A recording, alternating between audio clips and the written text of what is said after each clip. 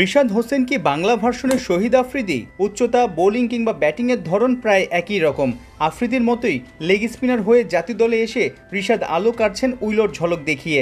Boom boom স্টাইলে বড় বড় ছক্কা হাঁকানোয় পটু। রিশাদের সামর্থ্য ভালোই টের পেয়েছে লঙ্কানরা।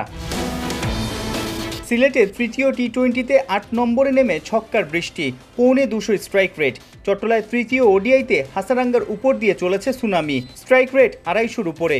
লোয়ার অর্ডারে পিঞ্চ হিটিংয়ে রিশাদ অনবদ্য। ভবিষ্যতে কি ওপেনিংয়ে কিংবা টপ অর্ডারে দেখা যাবে? তার লেগ স্পিনটাও সমান ইফেক্টিভ।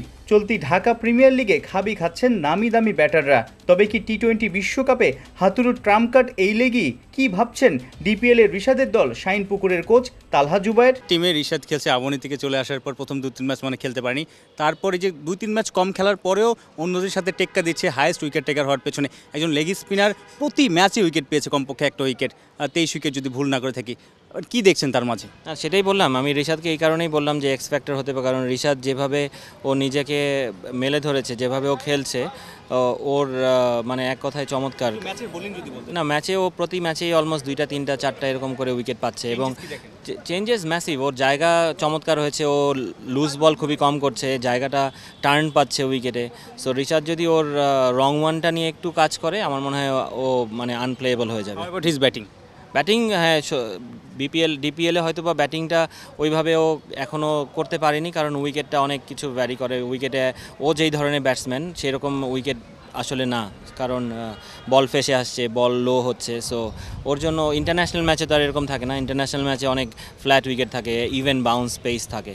সো ওইখানে রিশাদের আমার মনে হয় ব্যাটিংও ভালো করবে। বিপিএলও একটা ফ্র্যাঞ্চাইজির হেড কোচ, ডিপিএলও একটা দলের সফল কোচ। আপনি তো মোটামুটি সব প্লেয়ারদেরকে জানেন, টি-20 মেজাজের বা ওয়ানডে মেজাজের। সামনে যে অ্যাসাইনমেন্ট, বড় অ্যাসাইনমেন্ট টি-20 ওয়ার্ল্ড কাপে, আসলে বাংলা যে ১৫ জন নিয়ে যাবে, এই বাংলাদেশে আসলে সামর্থ্য কতটুকু? কারণ টি-20 বিশ্বকাপে আমরা যদি শুরু থেকে দেখি, টি-20 বিশ্বকাপে আমাদের একদমই বাজে পারফরমেন্স। সেই প্রথমবার ওয়েস্ট ইন্ডিজকে হারানো ছাড়া আসলে তেমন কোনো পারফরমেন্সই নেই। সবাই যে ফর্মে আছে, ওরা যদি অ্যাজ আ টিম খেলতে পারে, ওরা যদি নিজেরা যেই ফর্মটা আছে লিমিটের মধ্যে থেকে করতে পারে, এক্সট্রাঅর্ডিনারি কোনো কিছু না করতে যেয়ে, আমার মনে হয় এটা গুড এনাফ হবে। আইপিএলটা মন্দ কাটছে না মোস্তাফিজের। বিশ্বমানের ক্রিকেটারদের বিপক্ষে চ্যালেঞ্জে নেমে কখনো চ্যালেঞ্জ জিতে আত্মবিশ্বাসী হচ্ছেন কাটার মাস্টার। মোস্তাফিজ ধরেন, ও কিন্তু মানে প্রুভেন প্লেয়ার। মোস্তাফিজ যদি যেই ফর্মে এখন আইপিএলে খেলেছে, যেই ফর্মেও আছে, ও যদি সেম জিনিসটাই কন্টিনিউ করতে পারে বাংলাদেশের পরে, আমাদের জন্য গুড এনাফ হবে। সাইফুর রূপক, ৭১।